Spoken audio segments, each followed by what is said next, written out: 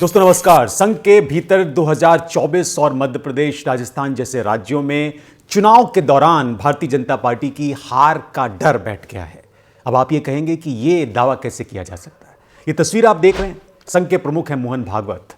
इनके तेवर इन दिनों बदले बदले नजर आ रहे हैं क्योंकि शायद इन्होंने हवा का रुख समझ लिया है और अभी तक जो लोग हवा से बातें कर रहे थे उनके बयान बदल गए हैं। मैं दो बयानों का जिक्र करूंगा अपने इस कार्यक्रम में। कार्यक्रम की शुरुआत इन दो बयानों से करूंगा। ये बयान हैं मोहन भागवत के, जिनकी तस्वीर आप मेरे बगल में देख रहे हैं। इन्होंने दो बयान दिए और दोनों बड़े महत्वपूर्ण बयान हैं। ऐसा नहीं है कि इनको खारिज किया जा सकता है। राष्ट्रीय स्वयंसेवक संघ जो पूरे भारत में बीजेपी को मजबूत करने का काम करता है, उसके प्रमुख मोहन भागवत ने पिछले दिनों एक कार्यक्रम के दौरान यह कहा कि एससी, एसटी और ओबीसी के लिए आरक्षण जारी रखना चाहिए। इसका समर्थन उन्होंने किया। अब आप ये कहेंगे कि इसमें नई बात क्या है, तो नई बात है, इसीलिए मैं ये कार्यक्रम कर रहा हूं। उन्होंने कहा कि जब तक समाज में भेदभाव है, आरक्षण भी बरकरार रहना चाहिए। उन्होंने ये कहा कि संविधान सम्मत जितना आरक्षण है उसका संघ के लोग समर्थन करते हैं। यह मोहन भागवत का बयान है, लेकिन इस बयान में विरोधाभास है। और विरोधाभास इसलिए है क्योंकि यही भागवत जिनका बयान मैंने आपको बताया, इन्हीं के मुखारबिंद से थोड़े दिन पहले एक ऐसा बयान आया था जो हैरान करने वाला है। सितंबर 2015 में आरएसएस के मुखपत्र पंचजन ने और ऑर्गेनाइजर को दिए एक साक्षात्कार में, एक इंटरव्यू में मोहन भागवत ने आरक्षण, जिसकी आज की तारीख में यह वकालत कर रहे हैं, और यह कहा था कि उस आरक्षण की समीक्षा किए जाने की जरूरत है। 2015 का यह बयान है। 2014 के बाद बीजेपी जीत के आई थी। उन्होंने एक अराजनीतिक समिति बनाने का भी प्रस्ताव दिया था 2015 में और यह कहा था कि जो आरक्षण दिया जाता है इस पर बात करने की जरूरत है। और यह कहा था कि जो समिति बनाई जाए इसका काम यह देखना हो कि आरक्षण का फायदा किन लोगों को और कितने समय तक मिलना चाहिए। अब इस बयान के मायने बदल कैसे गए, उनके तेवर कैसे बदल गए, आरक्षण को लेकर मोहन भागवत की सोच कैसे बदल गई, वो लखनऊ में 3 दिन के लिए डेरा क्यों जमाए हुए हैं, इन तमाम चीजों को समझने के लिए आपको राजस्थान का एक गणित समझने की जरूरत है। आप कहेंगे राजस्थान का गणित क्यों समझाने की जरूरत है? इसलिए क्योंकि वहां चुनाव है, मध्य प्रदेश और छत्तीसगढ़ की तरह 5 राज्यों की तरह। बहुत सारी चीजें किस तरह से घट रही हैं आपको यह समझने की जरूरत है। और यह इसलिए भी समझने की जरूरत है क्योंकि राजस्थान में महारानी ने जब से मोदी के इशारे पर चलने से इनकार किया, बीजेपी बड़ी परेशान है। यह बात मोदी से ज्यादा अमित शाह को बुरी लग रही है कि ऐसा कैसे हो सकता है कि महारानी मोदी जी के इशारे ना माने। नतीजा यह हुआ है राजस्थान में कि बीजेपी ने एक और चाल चली और इस बार उसने चुनाव अभियान का नेतृत्व सिर्फ वसुंधरा राजे को नहीं दिया, उसकी बजाय 4 अलग अलग सामूहिक टीमें बना दी बीजेपी ने और उनको यह काम सौंप दिया कि आप चुनाव लड़िए। दिल्ली में बैठे बीजेपी आला कमान को यह लगा कि उनका यह कदम मास्टर स्ट्रोक साबित होगा, उनके इस कदम से राजस्थान उनकी झोली में गिर जाएगा। लेकिन इसके बाद बीजेपी ने एक जो चाल चली उसकी काट के तौर पर कांग्रेस नेता राहुल गांधी ने, कांग्रेस ने एक खेल कर दिया। यह खेल बीजेपी के लिए मुश्किलें खड़ी कर सकता है क्योंकि हिंदी पट्टी के प्रमुख राज्य राजस्थान में 4 अन्य राज्यों के साथ इसी साल दिसंबर में विधानसभा चुनाव होने हैं और बीजेपी ये उम्मीद लगाए बैठी है कि यह राज्य उनकी झोली में गिरेगा। लेकिन राहुल गांधी के इस खेल के बाद बीजेपी के पूरे कुनबे में खलबली मची हुई है। लोग सोच रहे हैं कि इसका काट क्या हो सकता है। आपको याद होगा कि अभी नए पार्लियामेंट में राहुल गांधी ने एक भाषण दिया। राजस्थान में उन्होंने एक भाषण दिया एक रैली में। इन भाषणों के बाद मैंने कुछ आंकड़े जमा करने की कोशिश की अलग अलग जगह से रिसर्च करके, और इससे यह पता चला कि किस तरह से राहुल गांधी एक नया गेम खेल रहे हैं और मोहन भागवत के सुर क्यों बदल गए हैं। राहुल गांधी का गणित भारतीय जनता पार्टी के लिए सिरदर्द इसलिए बन गया है क्योंकि उन्होंने आंकड़ों का अध्ययन करने के बाद एक निष्कर्ष निकाला और यह निष्कर्ष यह है कि राजस्थान की राजनीति में ओबीसी एकदम बुलेट प्रूफ है, उसे कोई हिला नहीं सकता। इतना मजबूत है ओबीसी राजस्थान की राजनीति में। साफ तौर पर देखा जाए तो पूरे प्रदेश की जमीनी राजनीति को राजस्थान में पंचायतें तय करती हैं। वही सबसे निचली इकाई भी है राजस्थान की, बाकी जगहों पर भी होती हैं। और पंचायतों में अगर ओबीसी के गणित को आप समझेंगे तो आपको यह समझ आएगा कि यहां पर पंचायती राज के आंकड़े बीजेपी के लिए डराने वाले साबित हो सकते हैं। यही आंकड़े बीजेपी के लिए कभी खुश करने का कारण भी रहे थे उसको। जैसे आप 2015 का आंकड़ा लीजिए। 2015 में ओबीसी के लिए सरपंच के 783 पद आरक्षित थे राजस्थान में, लेकिन इस वर्ग के सरपंच 1017 लोग बने। ये ओबीसी की ताकत है राजस्थान में, और यही वजह है कि इस समय राहुल गांधी ओबीसी ओबीसी कर रहे हैं। ओबीसी महिलाओं में ये आंकड़ा तो और हैरत अंगेज रहा है राजस्थान में। सामान्य महिलाओं में 2412 सीटों पर सिर्फ 966 महिलाएं चुनी गई, जो सामान्य सीटें थी। लेकिन जो ओबीसी महिलाएं थीं, ओबीसी महिलाओं ने अपने लिए रखे गए 646 पदों को पार करके 2001 सीटों पर परचम लहराया। यह भी हैरान करने वाली बात है, यानी ओबीसी महिलाओं ने राजस्थान में भी बाजी मारी। यह बात है, इसीलिए राहुल गांधी ओबीसी कर रहे हैं। खास बात यह है कि प्रदेश की ओबीसी की राजनीति की यह तासीर 1995 के चुनाव से अब तक वैसी ही है। इसमें कोई डेंट नहीं हुआ, कोई परिवर्तन नहीं हुआ। राजस्थान के पिछले विधानसभा चुनाव को अगर आप देखेंगे, उसका आकलन करेंगे, उसका एनालिसिस समझेंगे, तो इस चुनाव में 38 जाट और 8 गुज्जर विधायक जीते थे। कांग्रेस ने 15 मुस्लिम उतारे थे इस चुनाव में, और 7 उनमें से जीते थे मुसलमानों में से। यह गणित पिछले चुनाव का था।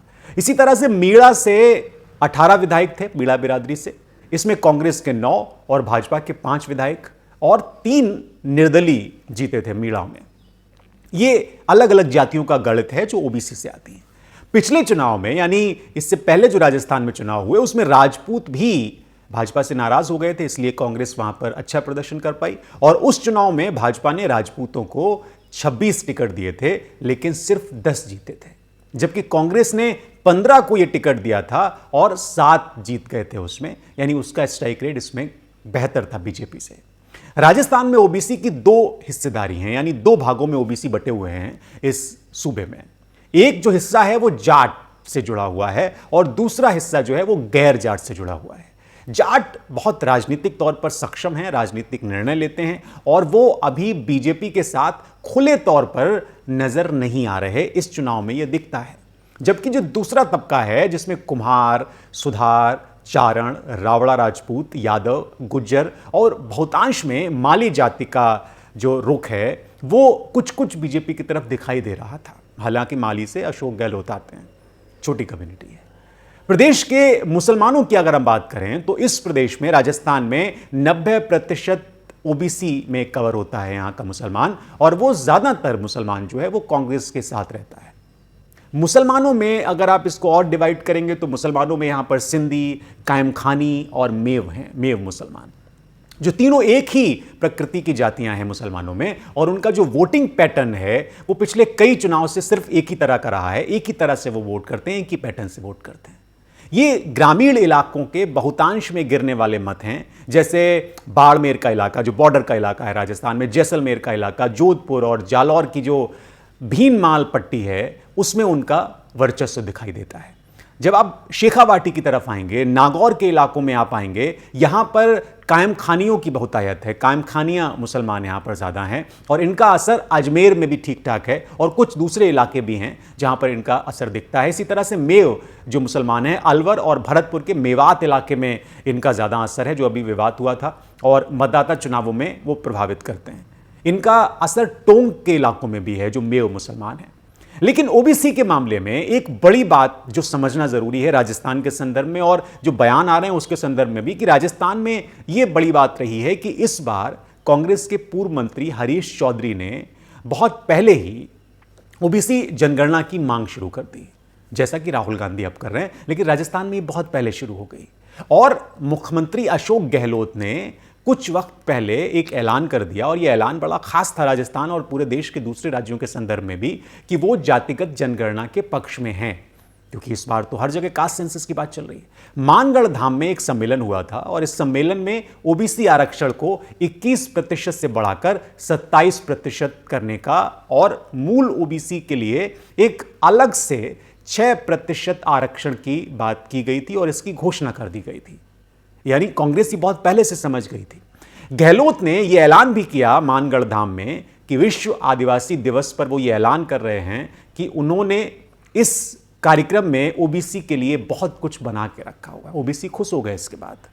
अगर ये घोषणा अमल में लाई जाती है, तो आप ये मान के चलिए कि राजस्थान में आरक्षण 70% तक पहुंच जाएगा। 70%। अभी एससी आरक्षण जो है वो 16 और एसटी आरक्षण 12% है। अगर ये मांग पूरी हुई, यानी ये जो ऐलान है वो पूरा हुआ, तो 70% होगा। और ओबीसी का आरक्षण अभी 21% है, ईडब्ल्यूएस का आरक्षण जो है वो 10% है और एमबीसी का 5% है। ये पहले से ही आरक्षण दिया गया है। और ये आमतौर पर माना जाता है कि गहलोत सरकार, जो मौजूदा सरकार है कांग्रेस की, उसने इस बार ओबीसी पर एक बड़ा दांव खेला है और यह दांव बीजेपी के लिए सिरदर्द बन गया। इसीलिए बीजेपी बौखलाहट में है और वो अनाप शनाप बातें कर रही है। मानगढ़ धाम के आयोजन में राहुल गांधी भी मौजूद थे, जो अब लगातार कास्ट सेंसस और ओबीसी की बात कर रहे हैं, वो भी मौजूद थे और उन्होंने भी ओबीसी की पुरानी मांगों के सुर में सुर मिलाते हुए ये साफ कर दिया था कि जिसकी जितनी संख्या है उसको उतने अवसर दिए जाने चाहिए, उसको उतना हिस्सा मिलना चाहिए। ये राहुल गांधी का बयान था। राहुल गांधी ने बड़े करीने से इस बात को उठाया था उस कार्यक्रम में भी, और उसके बाद तो अब वो जैसे जैसे चुनाव करीब आ रहा है लगातार ये बयान दे रहे हैं। राजस्थान के समाजवादियों और वाम दलों का मोर्चा पहले ही ये मांग कर चुका है कि आरक्षण को संविधान की 9वीं अनुसूची में डाल दिया जाए, ताकि जो इस तरह के मसले हैं, जो ओबीसी से जुड़े मसले हैं या दूसरी जातियों में लगातार उठते हैं, वो अदालतों में जाकर विवादों का विषय ना बने और जो वंचित तबका है, जो शोषित तबका है, उन जातियों को निर्विवाद फायदा मिलता रहे, उसमें कोई विवाद ना हो। राजस्थान की 2013 की ओबीसी की जो सूची है, उसमें अगर आप गौर से देखेंगे तो उसमें 82 जातियां आपको मिल जाएंगी। लेकिन राज्य सरकार के सामाजिक न्याय और अधिकारिता विभाग को जब आप एनालिसिस करेंगे, उसकी रिपोर्ट्स देखेंगे, तो वो अलग अलग आदेशों में उसमें अलग अलग तरह के आंकड़े हैं और इसमें आपको 91 जातियां तक मिल जाती हैं। 91 जातियां आपको राजस्थान में ओबीसी के इस विभाग के डेटा में मिलती हैं और कुछ जातियों को इस तरह क्लब कर दिया गया है इस डेटा में कि अलग अलग जातियों का एक समूह बना दिया गया है। और यह भी बड़ा सोच समझ के बनाया गया ताकि आदेश जारी करने वाले सत्तारूढ़ दल के साथ उस चुनाव में वो समूह जुड़ जाए जिस समूह के बारे में ये बात की जा रही है। ये बहुत विस्तार से मैं इसलिए बता रहा हूं कि आप ये समझ पाएं कि अचानक से ये ओबीसी का भूत और बीजेपी के तेवर कैसे बदल गए। राज्य में ओबीसी के विधायक इस समय 68 हैं, जिसमें जाट 33 हैं, जो समस्त जातियों में सबसे ज्यादा है, यानी ओबीसी की जितनी भी जातियां हैं उसमें सबसे ज्यादा जाट विधायक हैं। गुर्जरों की अगर बात करें तो 8 विधायक हैं, विश्नोई के 5, प्रजापत और कुमावत जो हैं और यादव हैं उनके 3-3 हैं, इसमें रावत भी शामिल हैं, इनके 3-3 विधायक हैं। जट, सिख, माली और रावड़ा राजपूत जातियां जो हैं इनके 2-2 विधायक शामिल हैं। इसके अलावा एक जाति और है आंजना, कुशवा, कलाल, कलवी, धाकड़, सुधार और लोधे तंवर, इनके 1-1 विधायक इस समय ओबीसी का प्रतिनिधित्व करते हैं राजस्थान की विधानसभा में। अब इस हिसाब किताब के बाद बीजेपी के पास सिर्फ और सिर्फ एक ही रास्ता बचता है और वो रास्ता यह है कि राजस्थान में 1993 से अब तक 30 साल के चुनाव में एक बार कांग्रेस और एक बार बीजेपी जीतती रही है। ये ट्रेडिशनली पैटर्न है। तो बीजेपी को यह लग रहा है कि यह पैटर्न एक बार फिर से रिपीट होगा इस साल दिसंबर में होने वाले चुनाव में। इस लिहाज से तो कांग्रेस को परेशान होने की बात है और कांग्रेस के सरकार के जाने का साल है ये। लेकिन कांग्रेस ने चालाकी ये कर दी है, राहुल गांधी ने चालाकी ये कर दी है कि उसका नेतृत्व तो काफी मारक तरीके से अपना काम करता हुआ दिखाई दे रहा है। कई पॉपुलर स्कीम लॉन्च की गई हैं और ओबीसी का कार्ड खेल दिया गया और इस तरह की कोशिशों से यह माना जा रहा है कि कांग्रेस एक बड़ा उलटफेर करने की तैयारी कर रही है। और यही वजह है कि मोहन भागवत के संग के तेवर बदल गए हैं। और न सिर्फ राजस्थान में, मैंने तो सिर्फ राजस्थान का एक गलत इसलिए समझाने की कोशिश की क्योंकि वहां चुनाव है। इसी तरह का पैटर्न मध्य प्रदेश में, छत्तीसगढ़ में, उत्तर प्रदेश में और दूसरे राज्यों में जो हिंदी पट्टी के राज्य हैं वहां भी कांग्रेस रिपीट करने की कोशिश कर रही है। एक एक करके मैं इन राज्यों की भी बात करूंगा। फिलहाल आज के कार्यक्रम में इतना ही। कार्यक्रम आपको कैसा लगा जरूर बताएं, लाइक, शेयर और सब्सक्राइब करें। मुझे इजाजत दें, कल और किसी विषय के साथ मैं आपसे फिर मुखातिब होऊंगा। बहुत शुक्रिया।